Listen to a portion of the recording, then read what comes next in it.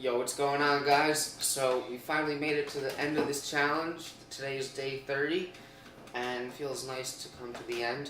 But even on the last day, I got some real cool stuff to show you. And I thought I was going to do a guitar player just because it was the last day, but then I thought, hey, I can do whatever I want. And I want to show you some really cool lines from Mulgrew today, who's nasty. And he's cooler than any guitar player that you're going to listen to. Just kidding, but still, it's really cool. So, I'm taking some lines from him playing the standard 4, and what I'm going to show you is mainly one part of everything he plays through the first half of the tune, and then there's another cool thing that I like that he does. There's another point that comes a little bit later. And first, I just want to kind of refresh you on the form, just in case you don't know. So for 4, basically, it starts in a key of E flat major, and you have 2 measures of E flat major, and then you have a 2-5-1, a measure each of the 2, an A flat major, so B flat minor 7, E flat 7 to A flat major 7.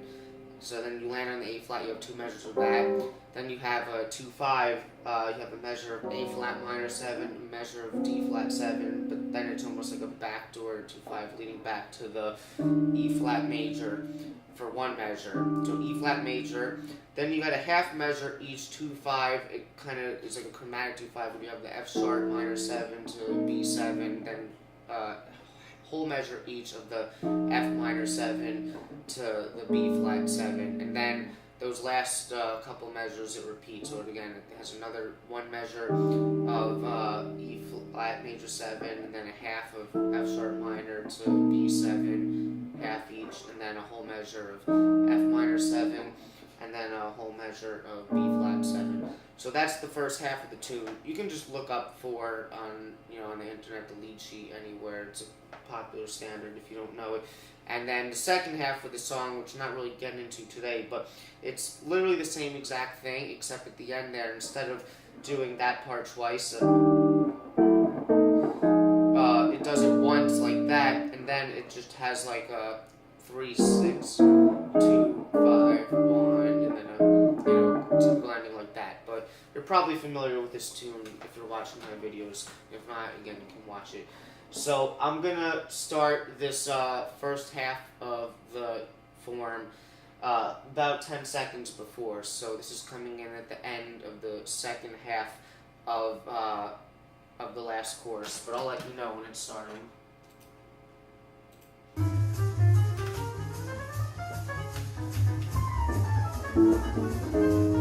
Ready? 3, 6, 2, 5, 1. Top right now.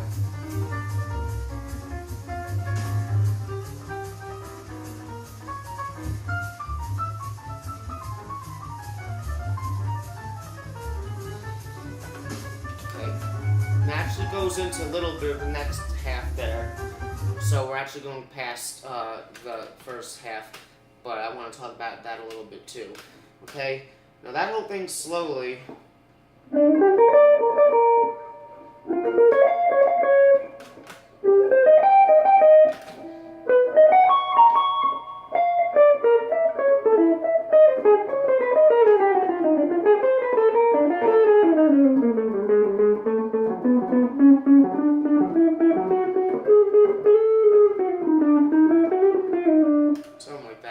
So pretty accurate there. Some of it might have been a little rough around the edges, but we're going to go in depth with it here, and we'll talk about it.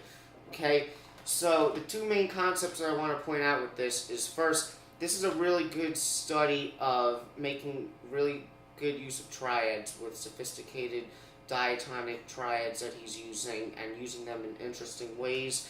And also, at the end, he does a really interesting substitution thing that just happens to sound good. Okay, so let's just get into it. So he kind of starts with this motif where it's literally just major 7 type shapes that he's playing with. And I said triads, I know, but here you can think like a whole major 7 arpeggio. And it's cool because, sometimes you'll take like an idea or a motif and you'll adjust it to the chord changes, but the arpeggio might change depending on what the chord change is. But here, as I move up, you'll see I'm keeping with just major 7 arpeggios to start, and I'm adjusting them as I go up to whatever the chord changes are. So the motif starts where it's going to continuously start on beat 3. So if we start on E flat major 7, it's 1, 2, right? And that's just the tonic major 7 arpeggio of the E flat major 7. So that's an E flat major 7 arpeggio. 1, 2, 3, and 4, and 1, 2, and 3, 4. Alright, then again, now we have a 2, 5, 1 in A flat major. 1, 2, 3, 4, 1, 2, 3, 4. So we're also on the B flat minor, starting on beat 3. And what he's playing, and again, major 7 arpeggio, but here we're playing a G flat major 7 arpeggio. And this again is just what we've been talking about a lot of days of this challenge, just using arpeggios that are diatonically related, either up or down a diatonic third. So this one happens to be down a diatonic third. So if you think B flat minor, so this is actually kind of interesting, because in a way this one is implying modal mixture, because if B flat minor, if it's a 2 chord, typically you think Dorian, and if you go down a third, you'd have G half diminished. But if it was either Phrygian, or if it was Aeolian, and you went down a third, you would have G flat major 7. So it still sounds like, even hearing that arpeggio, you still kind of clearly hear the sound of the 2, 5, 1. So it works. Okay, so again, just taking the major 7 arpeggio and moving it up to fit what the chord changes are. So, and then when he lands on the A flat major, he literally takes that G flat major 7 arpeggio and just moves up a half step to that arpeggio, A flat major 7. Okay, so all we've done so far is just literally move a major 7 motif up and fitting it to ways that we can see that work over the changes.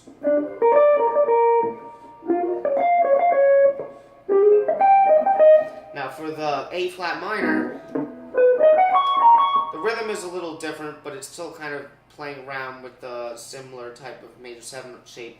And here, he's just using the relative majors. So again, we had an A flat major 7 arpeggio over A flat major 7, but then when it changes to A flat minor, I'm going up to the relative major, which would be B major 7 arpeggio. And so again, here the shape is a little different, because before we were doing something like, or what were we doing before? I guess it would be something like, if we had B like over here. Yeah, so we actually moved it to like up, I guess, is arpeggio step. But it's still playing around with the major 7 arpeggio. Okay? Okay, now we're getting to this part. Again, to remind you, it's like E flat major 7, F sharp minor, B 7, F sharp minor 7, B flat 7, and then does it again. Alright? So here's what we're doing. So again, we're starting on E flat major 7. Now here, again, now we really are kind of, I'm kind of seeing this as just thinking really triadically. So he's starting with a B flat major triad, right? And B flat major is just diatonically related to E flat major, which is down a fifth. Okay, so it totally works. And over in E flat major, you get the 9, major 7, and fifth. So it's like a major 7 with the 9 type sound. Alright? Now when we land on F sharp minor, and this, okay, so this is like an A major triad, okay? And A major relates to F sharp minor because it's a relative major, okay? So again, in a similar fashion to what we just saw at the first line, it's cool how he's just using major triads and moving them up or down to fit whatever the next chord change is. And this is really interesting if you ask me, because in a way, he's kind of creating like parallel harmony, like it's just straight major triads and moving them up and down. And he's thinking just in terms of major triads, which, if you ask me, creates a real nice effect. So, and then, because we just had A major over the F sharp minor to B7, when we move down chromatically to the F minor, obviously you can just move that down chromatically. So we just had A major triad, now let's move down to A flat major triad, which again would be the relative major in relationship to F minor. So, coming from the first part. Okay, so he's starting now, again, so this is like a 2-5-1 line. So we have a measure of F minor and a measure of B flat 7. So what he's doing he's starting with the A flat major triad, 1 and 2 and then he's going. Now here, these notes here don't quite outline F minor to me, but we know that it's going to B flat 7, and you'll see that this line kind of has a lot of chromaticism. It's very cliche jazz lines, things that are similar to things I've seen before. I would kind of see this as relating to almost like a B flat altered. But then, alright, so now after that, this was the first measure, 1 and 2, 1 and 2 and 3 and 4 and then B flat 7. 1 and 2 and 3 and 4. What is it? 1 and 2 and 3. Yeah, so 1 and 2 and 3 and 4. And again, if you think of that over B flat 7, I mean that's the B flat, that's the flat 7. And then I'm using chromaticism to go from the flat 7 to the sharp 5, or flat 13 as you see it. And then here,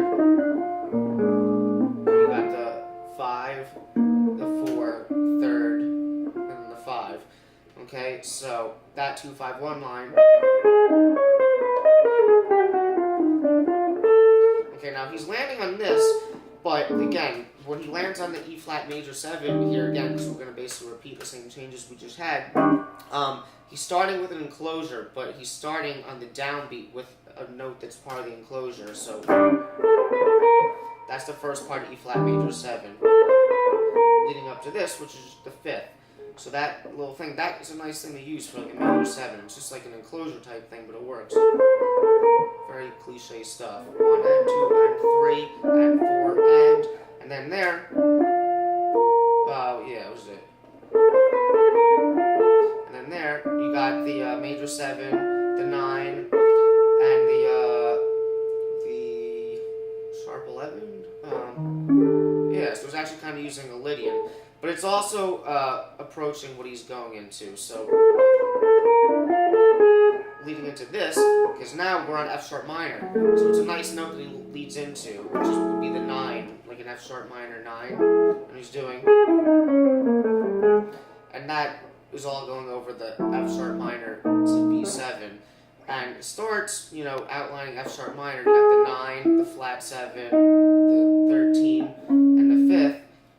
And then the second half of the measure, I kind of see that as an enclosure that is leading up to what you're approaching, which is a chord tone of the F minor. So coming from the E flat major. Okay, so now we have another 2-5-1, F sharp minor for measure, then B flat 7, and then we're going to come to the top again. Now here, now we're getting up to a substitution, and this is really cool what he's doing. So to play it first, coming from that,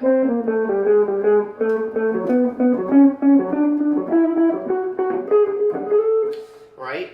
And here's what I think he's doing. So he kind of starts, because he lands on that chord tone, the flat 3rd, or the minor 3rd of F minor, which is the strong chord tone of F minor. But he doesn't stay in it for that long. Like, he states it with that and like the 9 there.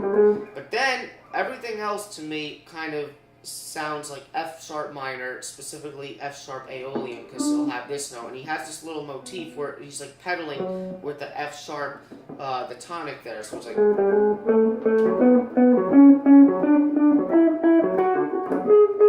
right? He's literally just using the tonic of F sharp Aeolian, and he's just going back and forth, and everything else is descending the scale.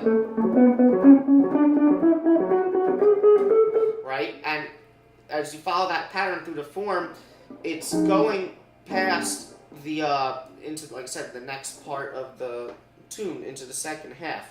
And I think he stays on it up until it approaches B flat minor. So, again, we're starting that basically, it's like 1, 2, and, like, the second half of the F minor, so like 1, 2, 3, 4, 1, 2, 3, 4, 1, 2, 3, 4, 1, 2. So we have 2 measures of the E flat 7. But then when he gets to B flat minor, that's when it changes.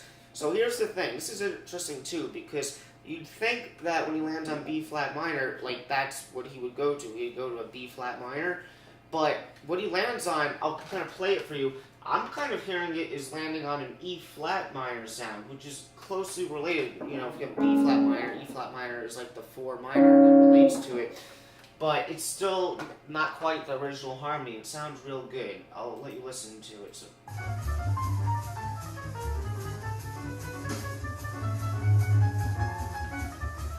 Like that line. That's very E flat minor if you ask me, like with the blues, like the flat 5. So then he's just kind of finishing it out. Something like that. Sorry. Right? And then after that, it's kind of going to follow the form where it really go, because that whole E flat minor idea is kind of being implied over what would be B flat minor to E flat 7, and then the form returns normal when it gets to A flat major. Okay, but that's a really interesting substitution that he does there, how he takes it into like this F sharp Aeoli and kind of just taking it out, and then goes to E flat minor, and he eventually makes his way back, going to A flat major. Okay, so that's the first thing, that's the long part of what I want to show you today, but you can see, again, that substitution is cool, but he also makes very sophisticated use of his arpeggios and triads, and uses the same ones and moves them up and down and adjusts them to the chord changes. Okay, now this other line that I want to show you, let me see where this comes in.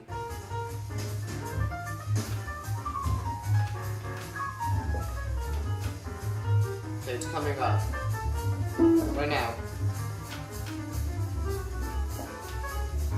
Okay, so that is happening. Okay, so again, this is sort of the first half of the tune. So we have those changes that repeat. So basically, you have E flat major, F sharp minor, B7, F minor, B flat 7, and then it does it again. Okay, and then so where this line is coming in, the first time through those changes, it's starting, or at least where I'm deciding to start it, on the F minor. So preceding it, we have a E flat major 7 for a measure, then F sharp minor, B7, and then we'll land on the F minor. Here's this.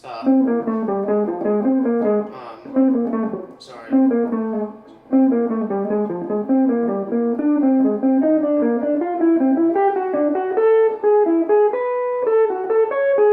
Okay, so really cool stuff that he does here too, and it's really not that complicated. And this line, it reminds me of stuff. I mean, Mulgrew Miller, to me, he reminds me a lot of the piano player Kenny Kirkland, who was another great piano player that I would have liked to transcribe for this. I've heard him do stuff like this before too. But basically, so we're starting on F sharp minor, and he starts with this little enclosure.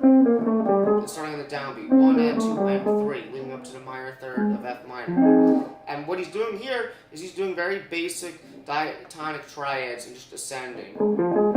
Basically, there's your F minor triad, G minor triad. So again, if we look at the rhythm, 1 and 2 and 3 and 4 and 1 and 2 and 3 and 4 and, so we're just going up the scale. So G minor, A flat major.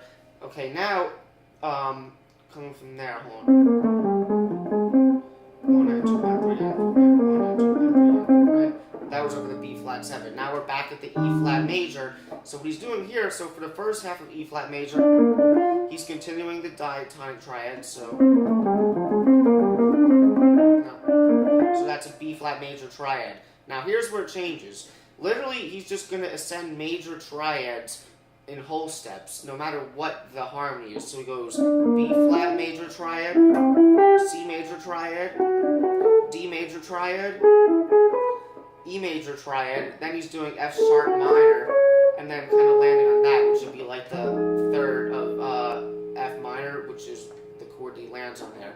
So he's kind of taking these major triads and just moving up in whole steps. And it's not totally functional harmony, but it sounds real cool. But if you look at it, like, I mean, again, with the E flat major, we started with a B flat major triad, which diatonically relates. Now the C major triad doesn't relate. So that's what makes it sound cool. Okay? And we can say that it works because it works in passing, the way you create this sort of parallel major triad motion. Now D major triad, now that's when we get to F sharp minor, and that actually works over that. You think F sharp minor, D major is the triad that is, again, down a major third. So if F sharp minor was like Aeolian or Phrygian, that's what it would be implying. So in a way, it's kind of using modal mixture. Then E major triad, which in a way would be over B flat 7, or F sharp minor. I mean, it's somewhat diatonic, but again, the thing that makes this sound cool, it's kind of taking it out, but it's cohesive because you have these even major triads moving in whole steps. Then F sharp minor, and then just landing on that. Okay, so this line, I mean, that works really cool over this particular song, but it'd be cool to kind of find ways where you can use this, where you can take these major triads that move in whole steps and find ways where you can insert them, but keep in mind that it might be taking it out. So if you start taking it out, you gotta be wary of the changes, and you gotta know how to smoothly come back into the changes. But hopefully this line can kind of inspire you, because what you're really taking from this is the sound of that sort of non-functional harmony of these major triads moving in whole step. If your ears are familiar with that sound, then you can find ways to kind of hear it in place and insert it over the changes, as long as you know how to get back in. Okay, so we'll leave it at that, because that was definitely a lot today. So that's it, and I guess, that's the end of this challenge. I had a really good time doing this. I definitely learned a lot, and I think I'm going to do an actual recap of this challenge, just things I liked about it, things that were good, things that were bad.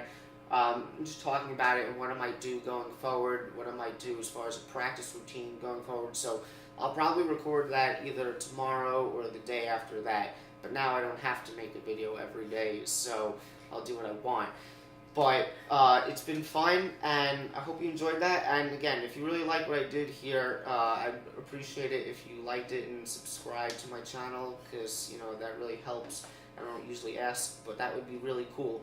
So again, I hope you enjoyed that, and I will talk to you guys soon.